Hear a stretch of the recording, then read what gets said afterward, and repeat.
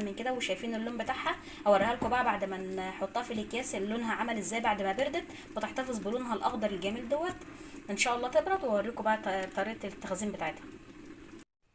وده الشكل النهائي للملوخيه بتاعتنا اهي بعد ما حطيناها في اكياس. طبعا اكياس تلاجة تكون نظيفه. شايفين لونها اصلا اخضر. انت بتسيبيها تبرد خالص عشان طبعا ما تغيرش اللون بتاعها اهو.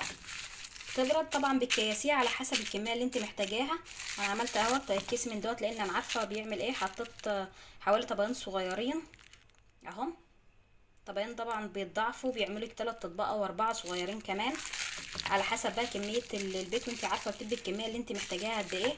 شايفين ما شاء الله عملت لي 3 اكياس هم كبار كمان، مش الكياس الصغيره اهي. ان شاء الله يكون فيديو النهارده عجبكم. نشوفكم ان شاء الله في فيديو جديد. ما تنسوش تدعمونا بالاشتراك في القناه وتفعيل الجرس عشان يوصلكم كل جديد. والسلام عليكم ورحمه الله وبركاته.